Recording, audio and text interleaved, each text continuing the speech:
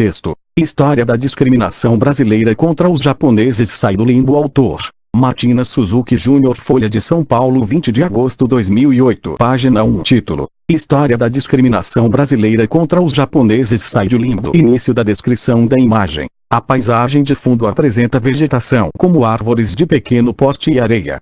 É possível inferir que se trata de uma praia. No plano principal da imagem há um homem de meia idade sentado em uma pedra. O homem usa a vestimenta da década de 40, tais como chapéu, camisa, gravata borboleta, colete, terno, calça e sapato. Sua mão direita está sobre o seu peito e sua mão esquerda sobre sua perna. O homem está de pernas cruzadas e demonstra estar em posição confortável. Fim da descrição. Introdução do texto. Tema esquecido pela historiografia brasileira: discriminação social institucional contra japoneses foi defendida por grandes nomes do pensamento nacional, como o sociólogo Oliveira Viana. Foto: por Martina Suzuki Jr. para a Folha. Fim da introdução. Durante a Assembleia Nacional Constituinte de 1946, no Palácio Tiradentes, no Rio, capital da República, o então senador pelo Distrito Federal Luiz Carlos Prestes fechou questão a favor da emenda 3165, de autoria do médico, empresário ligado à extração do sal e deputado carioca Miguel Couto Filho, do Partido Social Democrático. Prestes liderava a bancada comunista de 14 deputados. Ela teve 15 por 3 meses, com a interimidade de um suplente, composta por, entre outros, Jorge Amado, eleito pelos paulistas, Carlos Marighella, pelos baianos, João Amazonas, o mais votado do país, escolha de 18.379 eleitores do Rio, e o sindicalista Claudino Silva, único constituinte negro, também eleito pelo Rio. A emenda 3165 dizia: é proibida a entrada no país de imigrantes japoneses de qualquer idade e de qualquer procedência. O deputado carioca do PSD retomava, 12 anos depois, o espírito de várias emendas propostas à Constituição de 1934, sendo que uma delas ficou conhecida com o nome de seu pai, Miguel Couto, médico, educador, presidente da Academia Nacional de Medicina e membro da Academia Brasileira de Letras.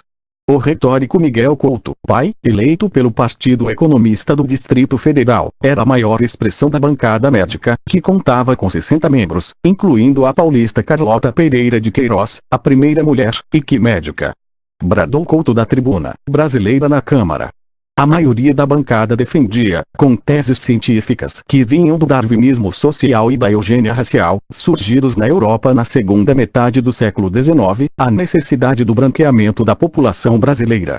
Médicos como o destacado sanitarista Arthur Neiva, eleito pelo PSD da Bahia, foi interventor naquele estado em 1931, e Antônio Xavier de Oliveira, eleito pela Liga Eleitoral Católica do Ceará, encheram boa parte dos 22 volumes dos Anais da Constituinte com ataques aos degenerados aborígenes nipões. Página 2. Ainda que no corpo final da Constituição de 34 o espírito niponófobo resultasse abrandado, a emenda teve aprovação acachapante: 171 votos contra 26. O texto estabelecia cotas, 2% do total de ingressantes no país nos últimos 50 anos, sem fazer menção à raça ou nacionalidade, e proibia a concentração populacional de imigrantes. Subtítulo: insolúvel como enxofre. Uma dúzia de anos depois, em 27 de agosto de 1946, o ex-vice-presidente da República, senador pelo PDS mineiro e presidente da Constituinte, Fernando de Mello Viana, colocou em votação a emenda de Couto Filho, que viria a ser, em 1953, o primeiro-ministro da Saúde, encargo criado por Getúlio Vargas, e, entre 1955 e 58, governador do Rio. O deputado Prado Kelly, da UDM do Rio, achava que ela amesquinharia a nossa obra e propôs que fosse deslocada para as disposições transitórias. Na hora do voto, 99 constituintes favoráveis à proibição da imigração de japoneses ficaram sentados. Os que eram contra a emenda levantaram-se, e também eram em número de 99. Mello Viana, o voto de Minerva, foi contra, e a Constituição de 1946 não se amesquinhou. Um dos ideólogos do antiniponismo era Francisco José de Oliveira Viana, autor de Populações Meridionais do Brasil 1918, considerado um clássico do pensamento nacional. Além dessa obra, Oliveira Viana é notoriamente reconhecido pela autoria de frases como os 200 milhões de índios não valem o pequeno punhado de ingleses que os dominam e o japonês é como enxofre, insolúvel. Quando, no raiar do século XX, começaram as especulações em torno de uma possível imigração japonesa, o diplomata, primeiro biógrafo de Dom João VI e encarregado de negócios da inaugural missão diplomática brasileira no Japão, Manuel de Oliveira Lima, deu parecer contra o projeto.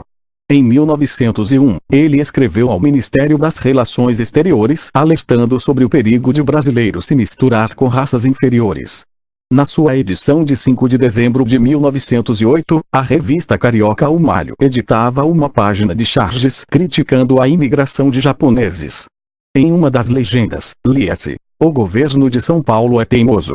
Após o insucesso da primeira imigração japonesa, contratou 3.000 amarelos. Teima pois em dotar o Brasil como uma raça diametralmente oposta à nossa.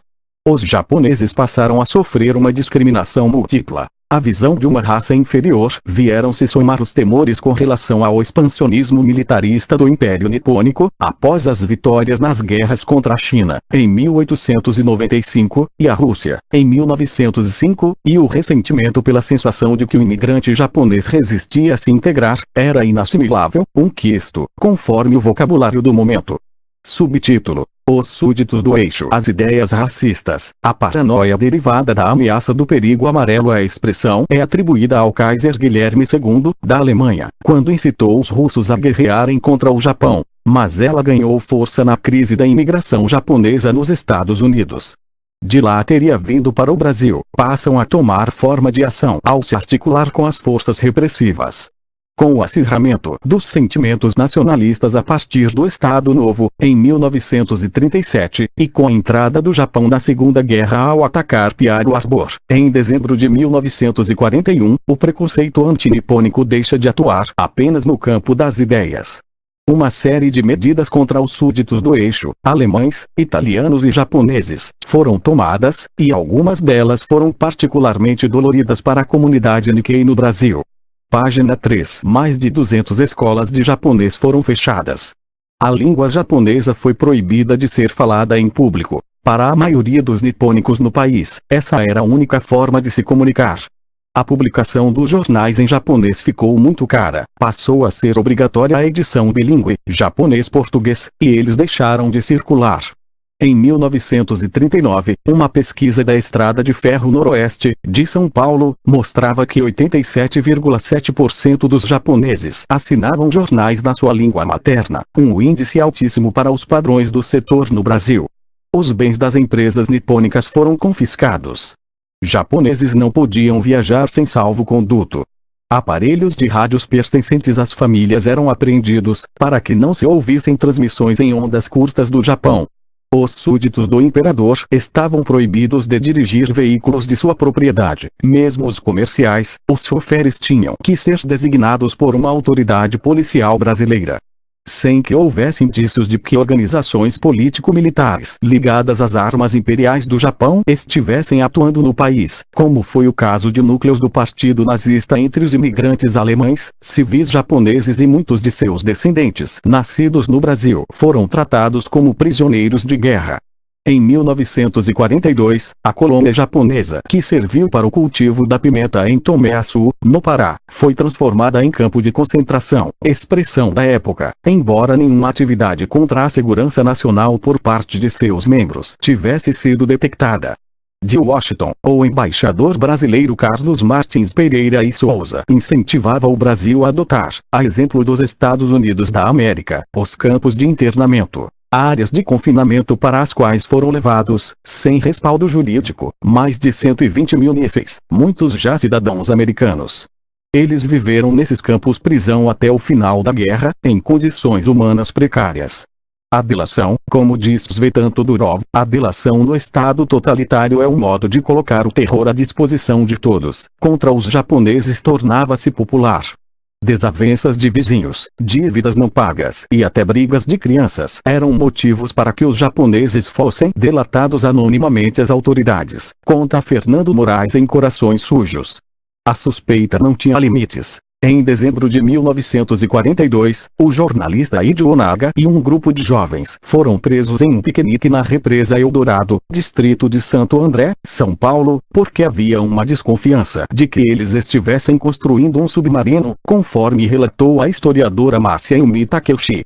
Marchinhas de carnaval ironizavam Hirohito e a terra do Mikado.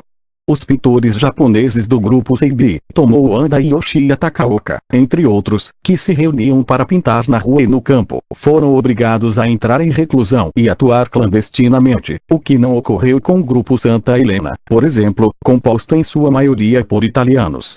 Subtítulo: Cômodos no Porão. Em 10 de julho de 1943, sem aviso prévio, cerca de 10 mil súditos do eixo 90% eram japoneses, foram obrigados a abandonar Santos em poucas horas, deixando todos os seus bens para trás.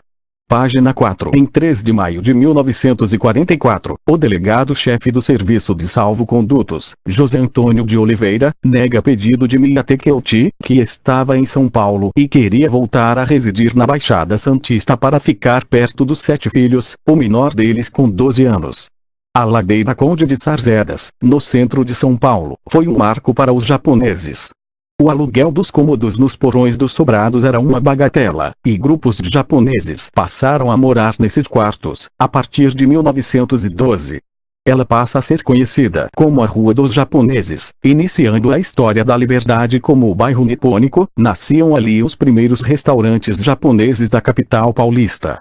Em 2 de fevereiro de 1942, os já numerosos níqueis da Conde de Sarzedas e da Rua dos Estudantes são acordados durante a noite por agentes do DOPS, Departamento de Ordem Política e Social. Foram avisados de que teriam de abandonar a área em 12 horas.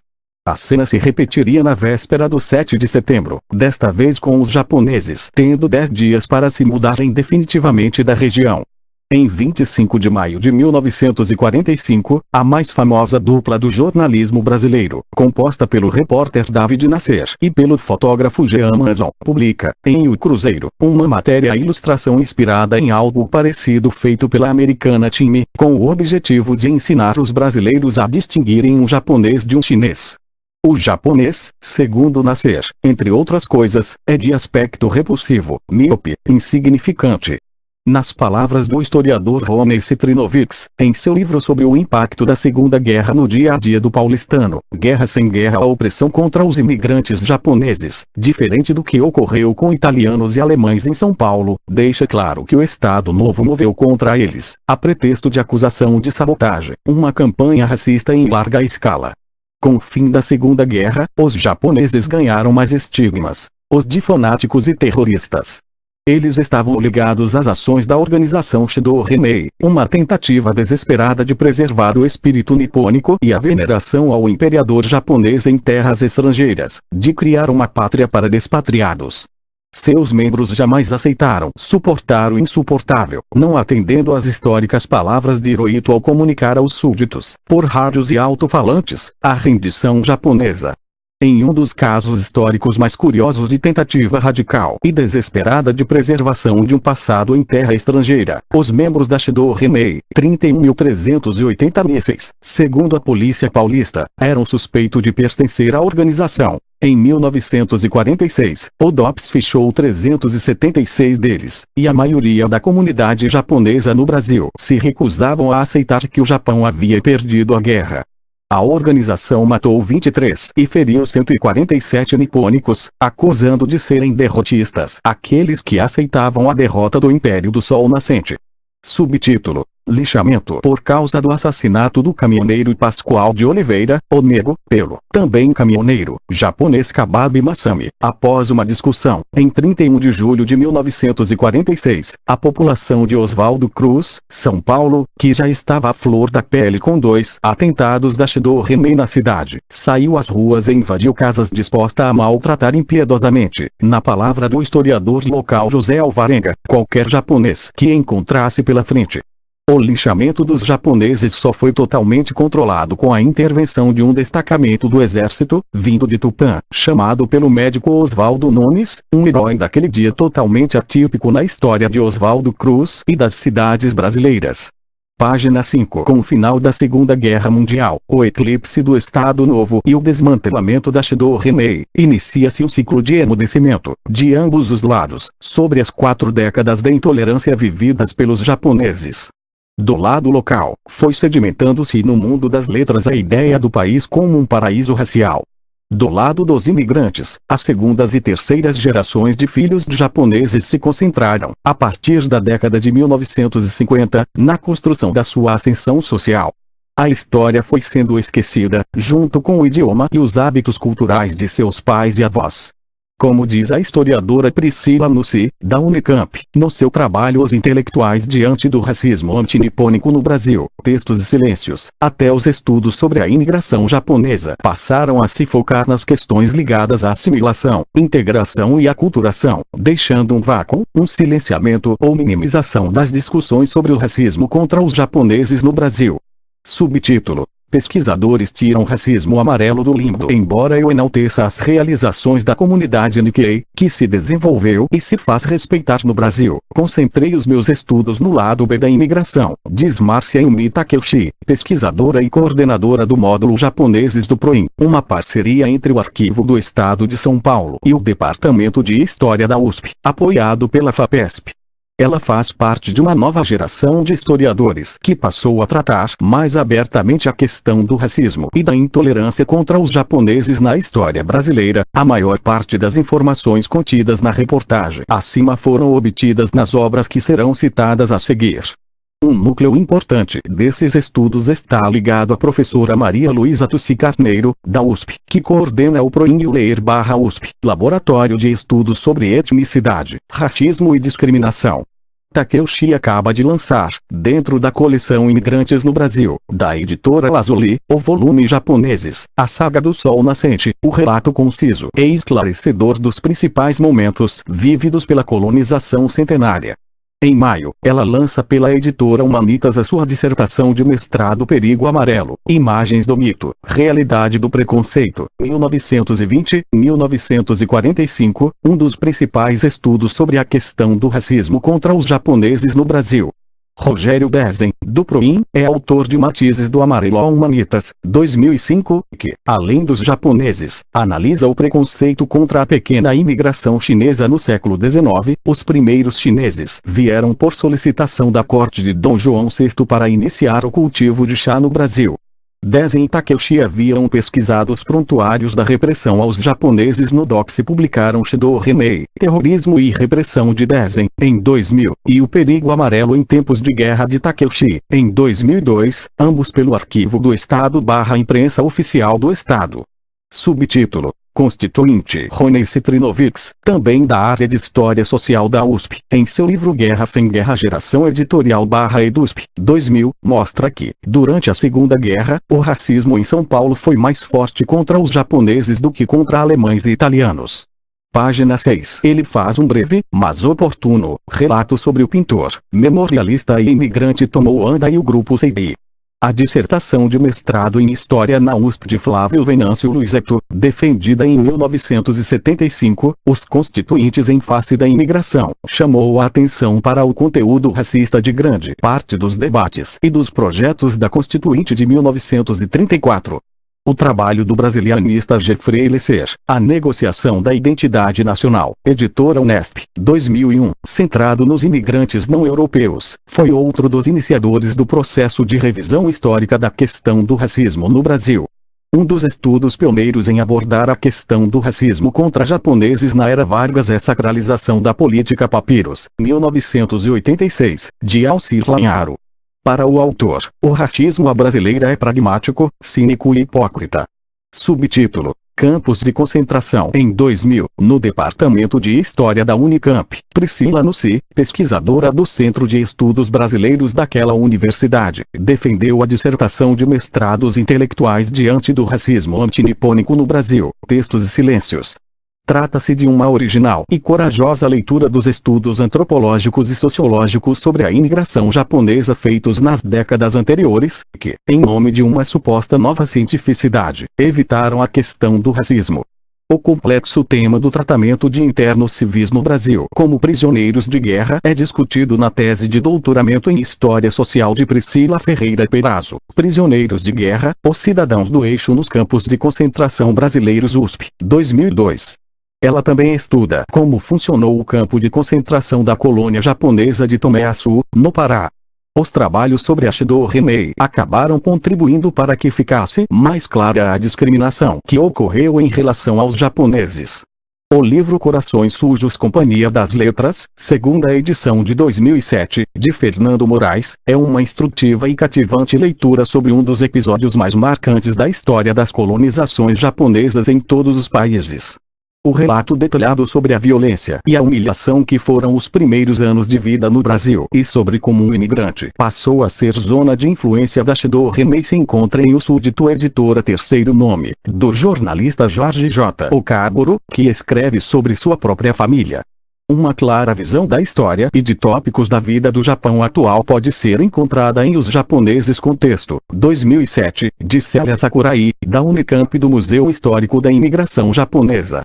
Ela é autora da tese Imigração Tutelada, Japoneses no Brasil, Unicamp, 2000, de que a imigração japonesa recebia coordenação do Estado japonês e estava dando resultados bastante promissores quando a Segunda Guerra rompeu as relações diplomáticas entre os dois países. Martina Suzuki Jr. Subtítulo: Cronologia. Início da descrição da imagem. A paisagem de fundo apresenta o céu, o mar, vagões de trem com pessoas à sua volta e trilhos no chão.